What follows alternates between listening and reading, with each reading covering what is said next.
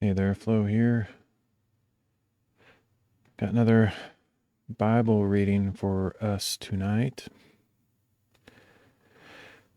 So, going to be reading Deuteronomy 30 and 31, Matthew 26, 57 to 75, Mark 14, 53 to 72, Luke 22, 54 to 69, and John 18, 12 to 27.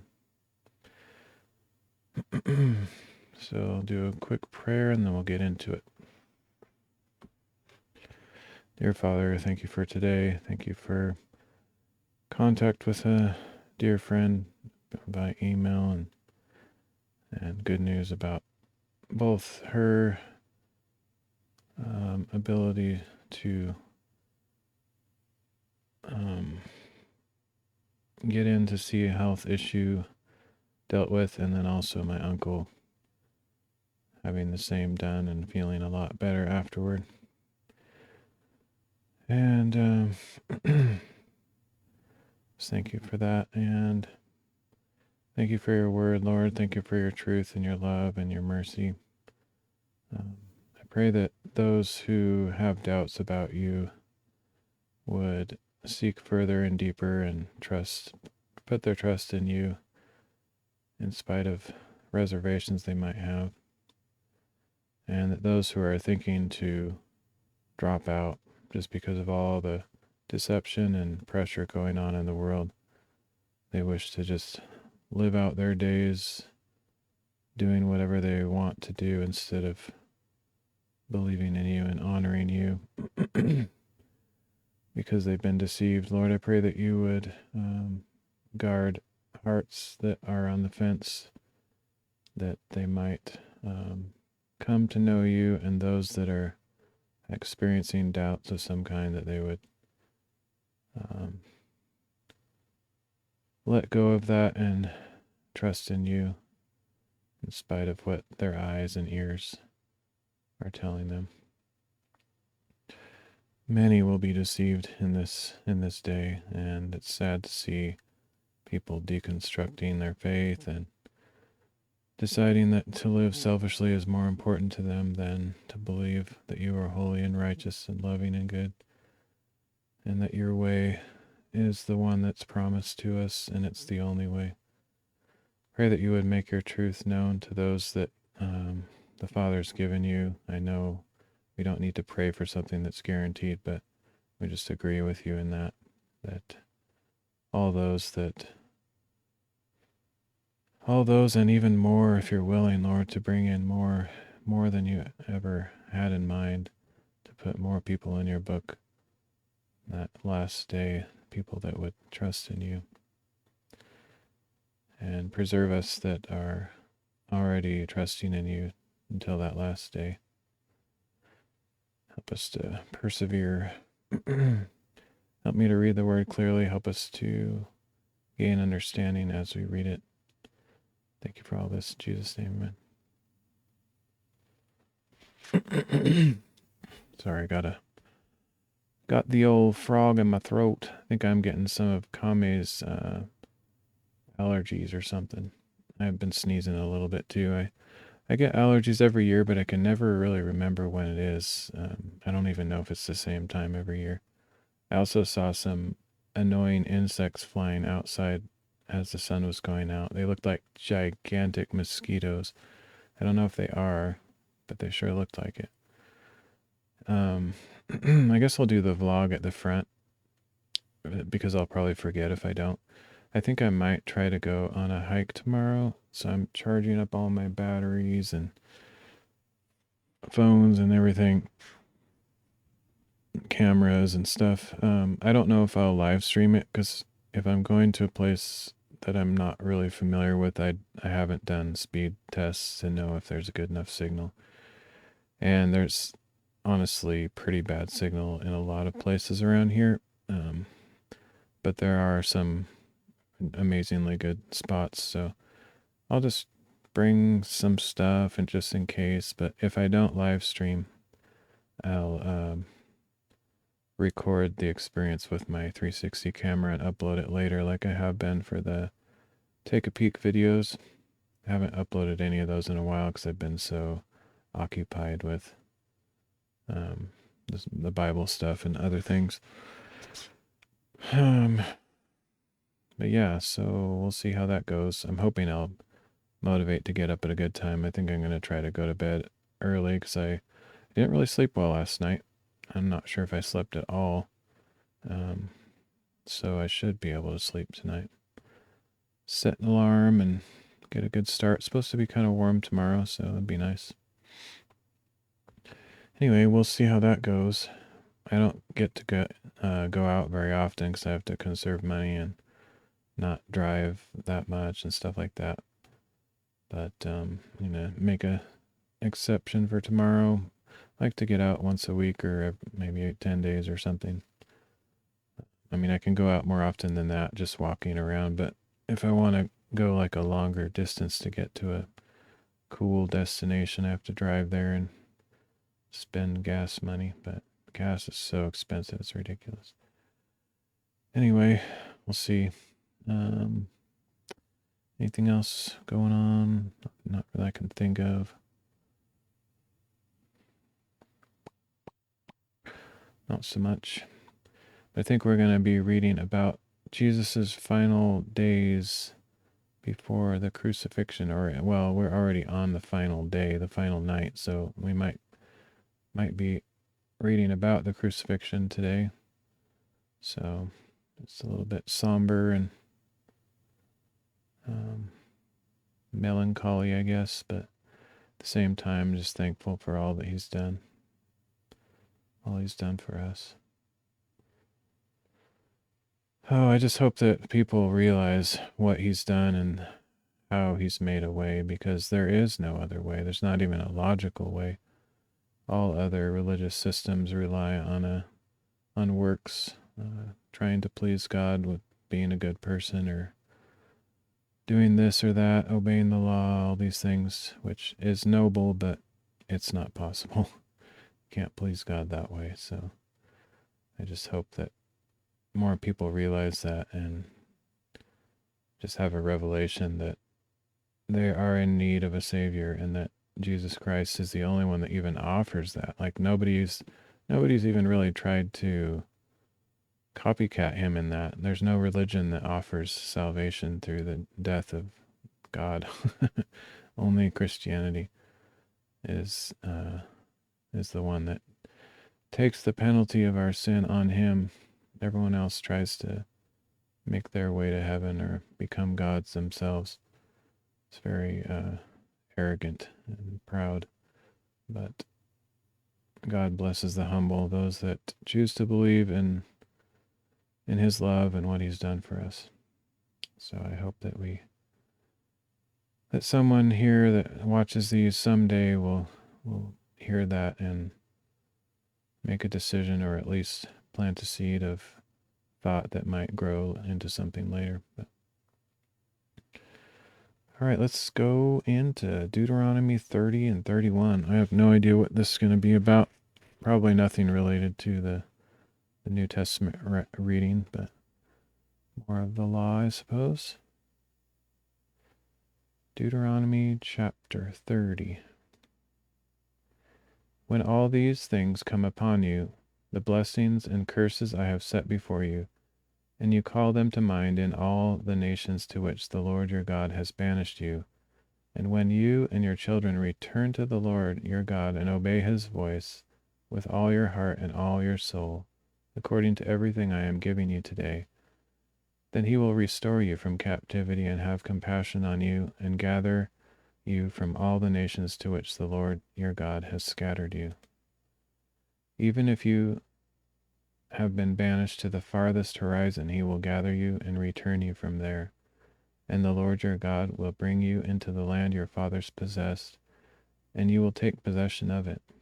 He will cause you to prosper and multiply more than your fathers. The Lord your God will circumcise your hearts and the hearts of your descendants, and you will love him with all your heart and with all your soul, so that you may live. Then the Lord your God will put all these curses upon your enemies who hate you and persecute you, and you will again obey the voice of the Lord and follow all his commandments I am giving you today. So the Lord your God will make you abound in all the work of your hands and in the fruit of your womb, the offspring of your livestock, and the produce of your your land. Indeed, the Lord will again delight in your goodness, as he delighted in that of your fathers.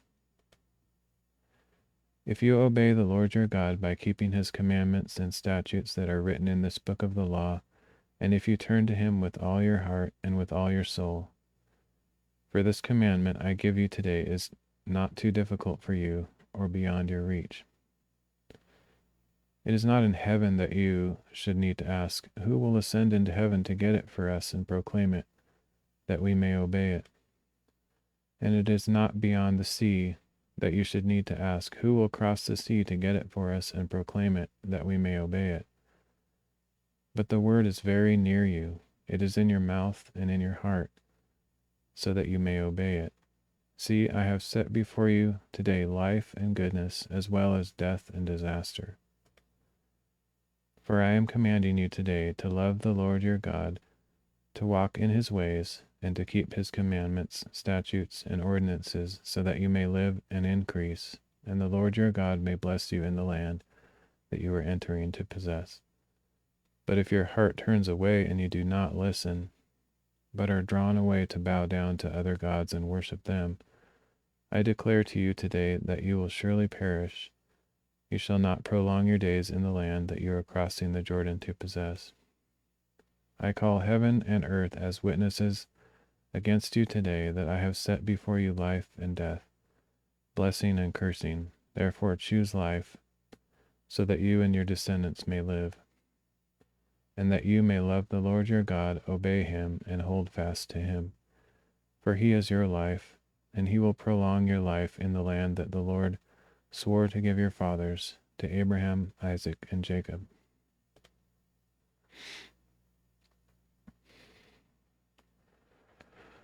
So there's two ways to look at this kind of blessing and curse thing. Like, yeah, it is very terrible what will happen to you if you disobey God's command. We just read about that yesterday, like this huge, seemingly never-ending list of curses. And indeed, God will punish you. But another way to look at it is all those who are not blessed or favored or have mercy from the Lord, by default, that's their way of life. So those that don't trust in the Lord naturally get those punishments. It's not necessarily always an active curse that needs to be poured down on you.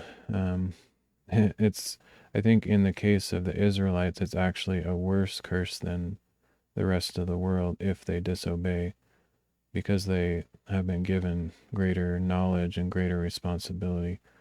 So they know exactly who and what they are rejecting, whereas the people around them don't have the law, they don't have Moses. God is not speaking to them in the same way. So they will actually be held to less responsibility, even though their lives are essentially the same as the curse is talking about. And that's essentially why God is having Israel clear out the land. It's hard for us in our modern time to comprehend this, although some people understand, because evil is on the increase. But the kind of evil that was being done in these lands is well beyond what we can understand these days. God also knows the condition of every person's heart, and this is impossible for us to understand as mere mortals. But he knows where each heart is and where they're going to be, what choices they're going to make. He knows what that's going to be before they make it. He knows he has full compassion. He wants everyone to turn away from their sin and follow him, but he knows which ones will before they make the choice.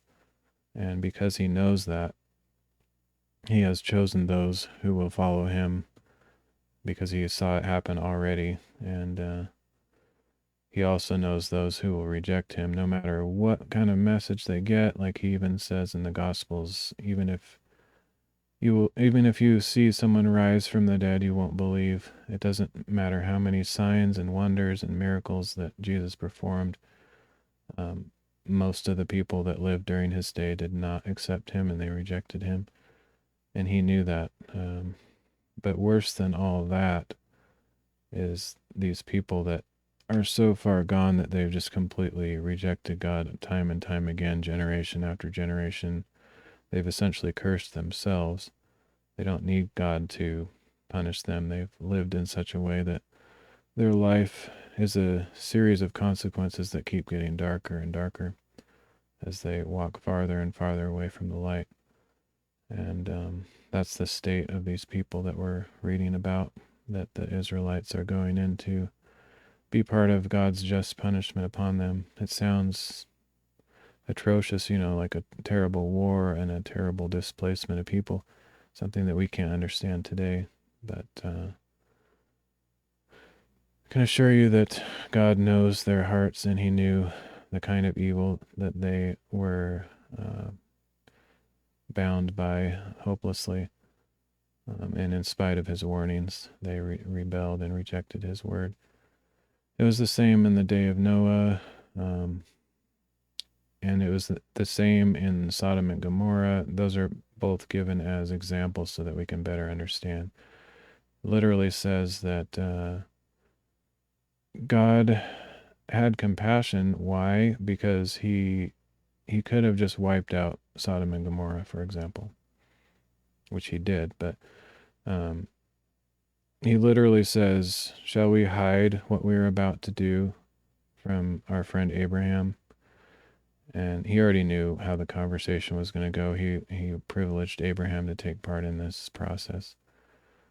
So he revealed himself to angels, and the Lord, most likely Jesus Christ, came down in physical form, at least a visible form, as three men. And they came to Abraham as he was standing in front of his tent, and Abraham rushed out. He clearly knew who they were. They weren't just any regular men. He recognized that it was the Lord and two angels. I don't know what angels look like, but I imagine they're pretty amazing looking. I don't think they have wings, like we think of, but probably just something outstanding about their appearance. So he offered to make bread and cook a delicious meal for them, and he gave them hospitality and had them hang out and spend the night. And during that, the Lord revealed what his plan was going to be to destroy Sodom and Gomorrah. And Abraham pleaded with the Lord. He said, what if there's only 50 people in the entire city? Would you destroy the entire city and destroy all those 50 righteous people along with them? And the Lord says that for the sake of 50, he would spare the whole city. So he'd be willing to overlook the sin of thousands of people. Who knows how many people live there, but thousands surely. Just for the sake of 50 righteous people. And Abraham just keeps bargaining back and forth. He gets God all the way down. He goes like, what about 45? What about 40? What about 30? What if there's only 20? Oh, I've spoken already, so I'll try one more time. What if there's only 10? And God said he would not destroy the city if there's only 10 righteous people. And of course, we find out that there were not even 10. There's actually only technically probably one, but God in his mercy, technically there's nobody righteous, but he favored Lot for the sake of Abraham. His nephew was living in Sodom. So he sent those two angels down into Sodom to destroy it. But before they did, they went directly toward where Lot was living on purpose to rescue him. And the funny thing is, Lot was also had great hospitality and said, come into my house. I demand it. Don't pass me by. I must prepare a meal for you. They're probably already full, but they got angel bellies, so I guess they can eat two big meals in one day. But anyway, just the story goes that in the entire city, there was nobody righteous, essentially, but God was willing to save Lot. He may have been kind of righteous. There is no one who's actually righteous, but I think his heart was after God's heart, even though he lived in the evil city. We find out later in the New Testament it describes Lot as righteous, even though he doesn't seem that righteous, but at any rate, his heart was after God. So actually in the Old Testament somewhere it talks about the sin of Sodom and Gomorrah not just being, the sexual sin that they clearly had horrific issues with, but also their lack of hospitality. So when the two angels came into their town, they went into the public square, which is kind of a sign of, we're travelers in your town. Is there anybody going to offer us a place to sleep, some food, water to wash our feet, those kind of things. And both Abraham and Lot went crazy over the top and cooked these crazy meals, and all this food is a ridiculous feast. And the people of Sodom and Gomorrah, rather, wanted to sexually violate these two angels. That's how evil they were. Every single man in the entire city came out to the public square to do this like orgy type thing, and they demanded that Lot bring out these angels so they could violate them. That's how evil the city was. And so we have to trust that God knows the hearts of every man. He's not just going to take for granted, oh, this is an evil place, and there might be some righteous people there, but I'll just destroy the whole thing, because no, he takes into account every single individual heart, every single heart of the matter. So if he says people are evil, he's not just like, averaging or saying they're generally evil. He literally means it. So we can trust in his word that he knows what he's talking about. He knows human hearts better than anyone. He's the one that made them. So when we think it's terrible, all this destruction, some people also complain that God doesn't punish evil, and why is there evil in the world? Well, it's because God is merciful. He doesn't want to destroy the 10 righteous along with the 2 billion. He saved the one man, Noah, out of, there's probably billions. I've heard a pretty good study on that there were likely billions of people before the flood. And the only one who was righteous, literally one person in the entire world, is Noah. And his family was saved just because of God's grace. But really, Noah was the only one who was found righteous in the eyes of God. So you have to know how evil it was for God to do that, to flood the entire earth. And some people think it's a myth. I don't, but Jesus doesn't either. So if you think I'm deceived and not very good at science or something, then you have to say the same of Jesus, because he treated it as an actual historical event. Plus, there's so much evidence. If you go hiking like me, you'll see it all over. You'll literally just say, whoa, that looks like a flood came through there. I mean, I know there's other explanations and all this.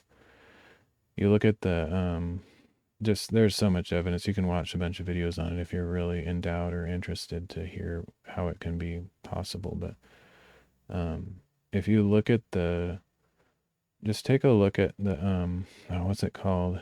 What's that technology where they scan the earth with the 3D LiDAR? You look at the LiDAR map, you see these huge, giant swaths of floodage, like all over.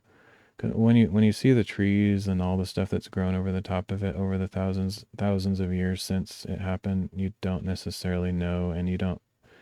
Now that we have scientific measuring and different ways of looking at things, if you just look at the LiDAR map, you're gonna see these continental like drifts of craziness all over the place, all this crazy erosion. Of course, scientists call it ice age or whatever explanation they want to come up with. But I mean, it could also be a flood, and they also find organisms that shouldn't be found. I mean, the fact that there's any fossil record at all shows that there was a catastrophic event, because fossils don't just happen. Like, they have to be a sudden catastrophic event that covers them up, so that they don't decay out in the open field. It's common sense. But anyway, the point is, God is trustworthy. His compassion is far greater than ours. His understanding of the human heart is far better than ours. So when we put ourselves ahead of him or higher than him and think that we know better than him, we're just fooling ourselves. You're not going to compete with him or say, aha, God, I got you. You might think that to yourself, but it's not the case. But I hope that people trust in him. I can't convince people. I'm not an expert in archaeology or apologetics. There's well enough evidence if you really want to listen to it, but most people don't. They just make fun of it and just continue to believe what they want to. That's fine. But I just want to present the option that there is truth out there. All right, let's go on to Deuteronomy chapter 31. When Moses had finished speaking these words to all Israel, he said to them, I am now 120 years old. I am no longer able to come and go, and the Lord has said to me, You shall not cross the Jordan. The Lord your God himself will cross over ahead of you. He will destroy these nations before you, and you will dispossess them. Joshua will cross ahead of you, as the Lord has said. And the Lord will do to them as he did to Sihon and Og, the kings of the Amorites, when he destroyed them along with their land. The Lord will deliver them over to you, and you must do to them exactly as I have commanded you. Be strong and courageous. Do not be afraid or terrified of them, for it is the Lord your God who goes with you. He will never leave you nor forsake you. Then Moses called for Joshua and said to him in the presence of all Israel, Be strong and courageous, for you will go with this people into the land that the Lord swore to their fathers to give them, and you shall give it to them as an inheritance. The Lord himself goes before you. He will be with you. He will never leave you nor forsake you. Do not be afraid or discouraged. So Moses wrote down this law and gave it to the priests, the sons of Levi, who carried the ark of the covenant of the Lord, and to all the elders of Israel. Then Moses commanded them, At the end of every 7 years, at the appointed time in the year of remission of debt, during the Feast of Tabernacles, when all Israel comes before the Lord your God, at the place he will choose, you are to read this law in the hearing of all Israel. Assemble the people, men, women, children, and the foreigners within your gates, so that they may listen and learn to fear the Lord your God, and to follow carefully all the words of this law. Then their children who do not know the law will listen and learn to fear the Lord your God, as long as you live in the land that you are crossing the Jordan to possess. Then the Lord said to Moses, Behold, the time of your death is near. Call Joshua and present yourselves at the tent of meeting, so that I may commission him. So Moses and Joshua went and presented themselves at the tent of meeting. Then the Lord appeared at the tent in a pillar of cloud, and the cloud stood over the entrance to the tent.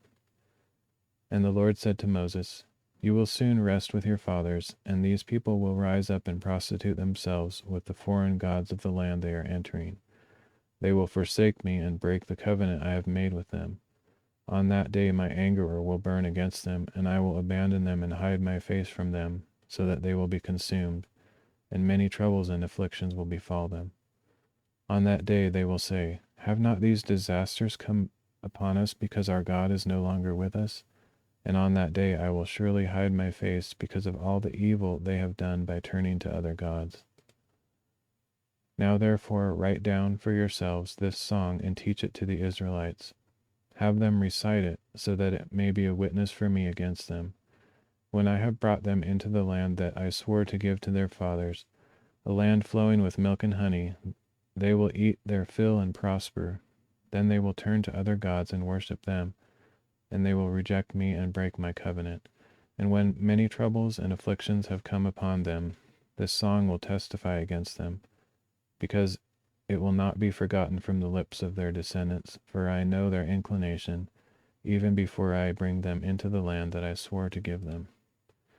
So that very day Moses wrote down this song and taught it to the Israelites. Then the Lord commissioned Joshua son of Nun and said, Be strong and courageous, for you will bring the Israelites into the land that I swore to give them, and I will be with you. When Moses had finished writing in a book the words of this law from beginning to end, he gave this command to the Levites who carried the ark of the covenant of the Lord. Take this book of the law and place it beside the ark of the covenant of the Lord your God, so that it may remain there as a witness against you. For I know how rebellious and stiff-necked you are. If you are already rebelling against the Lord while I am still alive, how much more will you rebel after my death? Assemble before me all the elders of your tribes and all your officers, so that I may speak these words in their hearing, and call heaven and earth to witness against them. For I know that after my death you will become utterly corrupt and turn from the path I have commanded you, and in the days to come disaster will befall you because you do evil in the sight of the Lord to provoke him to anger by the work of your hands. Then Moses recited aloud to the whole assembly of Israel the words of this song from beginning to end. So I guess we'll read that song next time.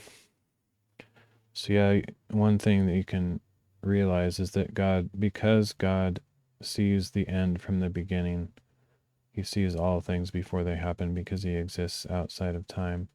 Well, first of all, you can see that in this chapter, that he's not like just saying like doom. He's not being a doomer, like, oh, you guys are going to fail. He wouldn't say that. Like, he wouldn't encourage them to fail. He doesn't tempt anyone to do evil. He just knows, he can see it. And of course he's disappointed, but he's choosing to put off his anger and his great disappointment. Like he literally said, in that day I will become angry with you. But he already knows it's going to happen, so he could become angry right now. But because of his great mercy and his patience, he's choosing to put off his treatment of them and his anger until that day that they actually commit the sin. And he sees all of our sins, not only before we do it, but before we're even born. So if God gave his son for us while we were still sinners, he knew everything that we were going to do long before we were born. So if you think you're too bad for God to love, or not good enough or whatever,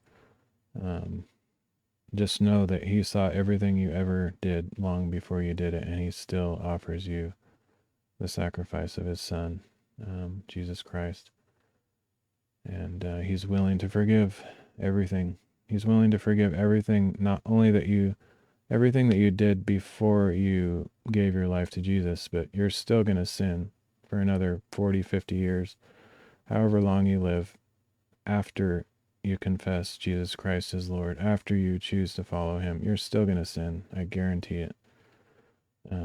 He still chooses to love us in spite of that. So his mercy is great. His patience is beyond anything we can understand, and he bore our sin with great pain and suffering on the cross, as we will read soon. All right, so let's go on to Matthew chapter 26, verses 57 to 75.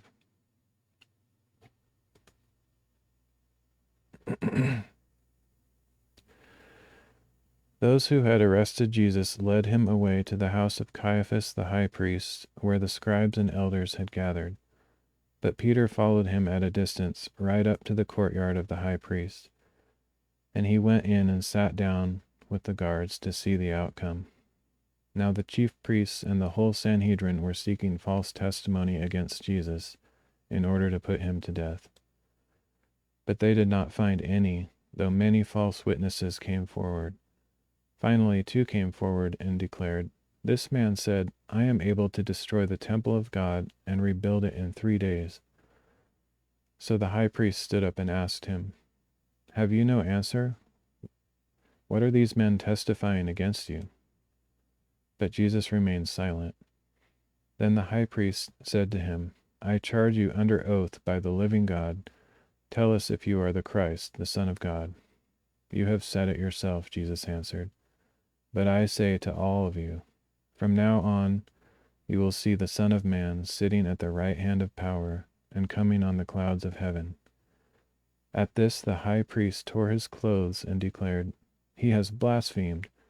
Why do we need any more witnesses? Look, now you have heard the blasphemy. What do you think?" "He deserves to die," they answered.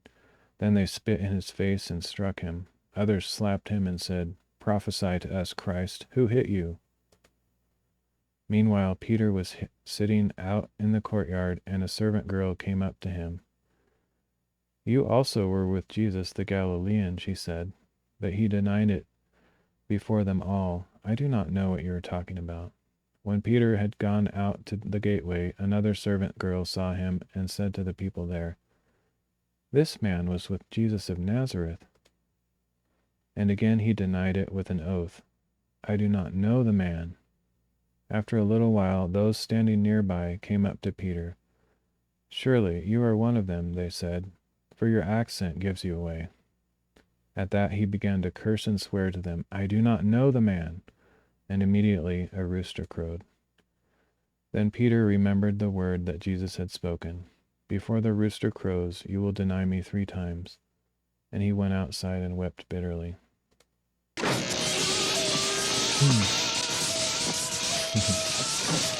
Look at my crown. I've got some electricity brain. Thanks for the lemon, Leo. Okay, so maybe we won't be reading about the crucifixion. It's just the trial and betrayal by, well, not betrayal, but denial from Peter. So maybe it'll be the next reading that we read the rest of the story.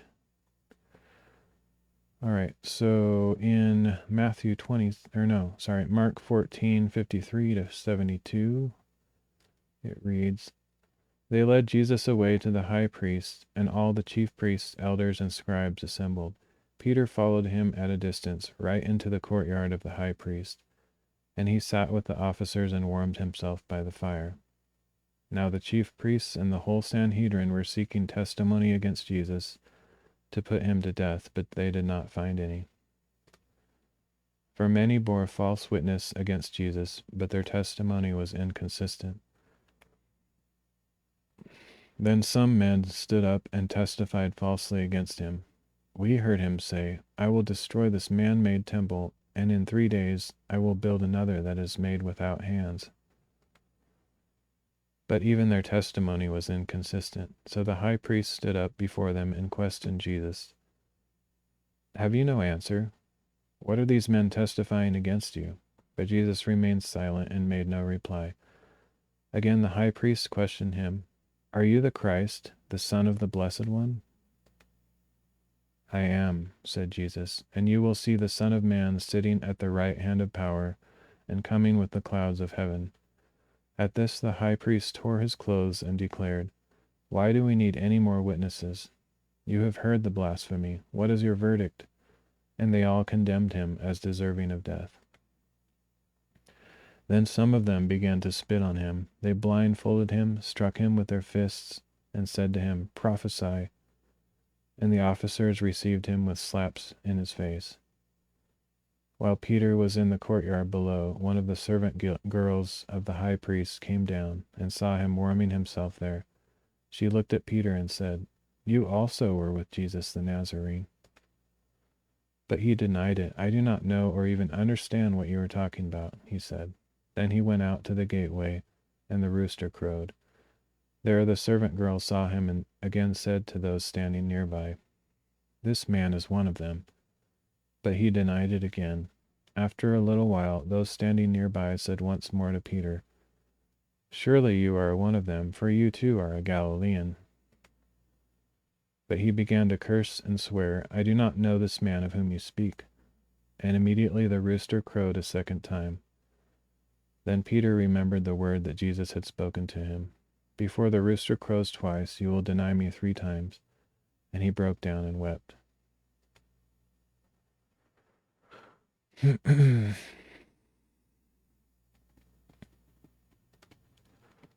right, on to Luke chapter 22, 54 to 71.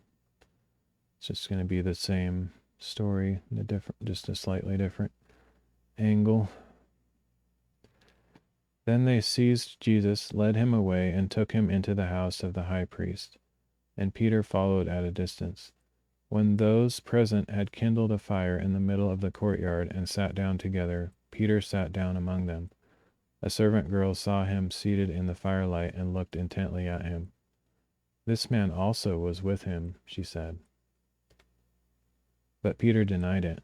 "Woman, I do not know him," he said. A short time later, someone else saw him and said, "You also are one of them." But Peter said, "Man, I am not."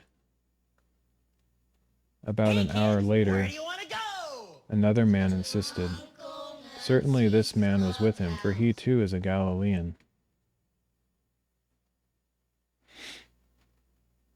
Let's see. "Man, I do not know what you are talking about," Peter replied. While he was still speaking, the rooster crowed, and the Lord turned and looked at Peter. Then Peter remembered the word that the Lord had spoken to him. "Before the rooster crows today, you will deny me 3 times."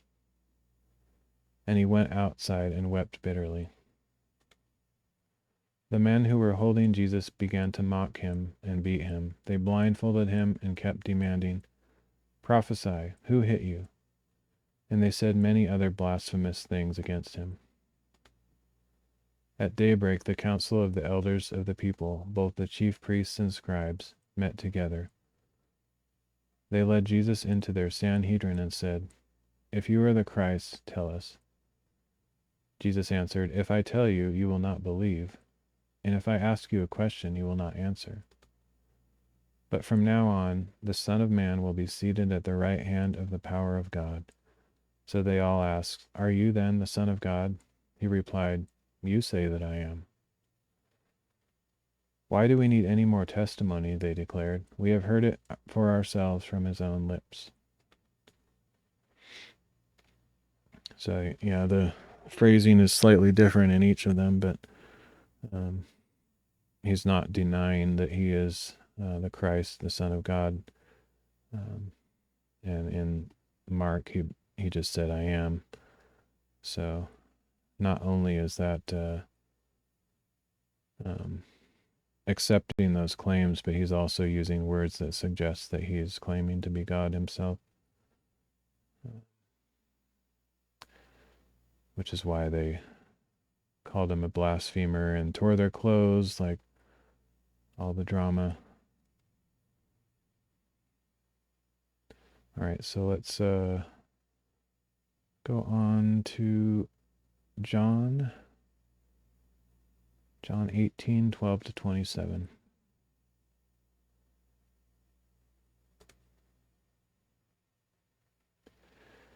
Then the band of soldiers, with its commander and the officers of the Jews, arrested Jesus and bound him. They brought him first to Annas, who was the father-in-law of Caiaphas, the high priest that year.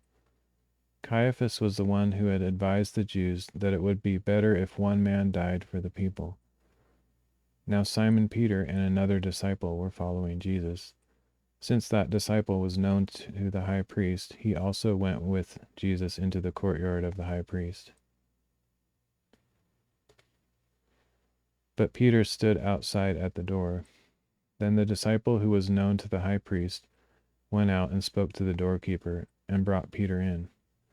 At this, the servant girl watching the door said to Peter, "Aren't you also one of this man's disciples?" "I am not," he answered. Because it was cold, the servants and officers were standing around a charcoal fire they had made to keep warm, and Peter was also standing with them, warming himself. Meanwhile, the high priest questioned Jesus about his disciples and his teaching. "I have spoken openly to the world," Jesus answered. "I always taught in the synagogues and at the temple, where all the Jews come together. I said nothing in secret. Why are you asking me? Ask those who heard my message. Surely they know what I said." When Jesus had said this, one of the officers standing nearby slapped him in the face and said, "Is this how you answer the high priest?" Jesus replied, "If I said something wrong, testify as to what was wrong. But if I spoke correctly, why did you strike me?" Then Annas sent him, still bound, to Caiaphas, the high priest. Simon Peter was still standing and warming himself, so they asked him, "Aren't you also one of his disciples?" He denied it and said, "I am not." One of the high priest's servants, a relative of the man whose ear Peter had cut off, asked, "Didn't I see you with him in the garden?" Peter denied it once more, and immediately a rooster crowed. All right. So that means probably tomorrow or the next reading. I don't know if I'm going to do another reading tonight because I'm pretty tired. I'll probably try to go to bed early tonight. But yeah, the next reading is probably the crucifixion and the surrounding story. Although there's a few more little bits of story before the crucifixion, so it might be the going in front of Herod or, those kind of things. I mean, Pontius Pilate. So yeah, we'll see. But that's it for today. Thanks to everybody that's lurking or watches this later. Thanks for joining me, and I will see you all next time. There's a chance I might do a IRL live stream, and I might do some reading out there too if I can get a good signal. Otherwise, I'll probably do a stream later that night as usual. So, all right, later, everybody.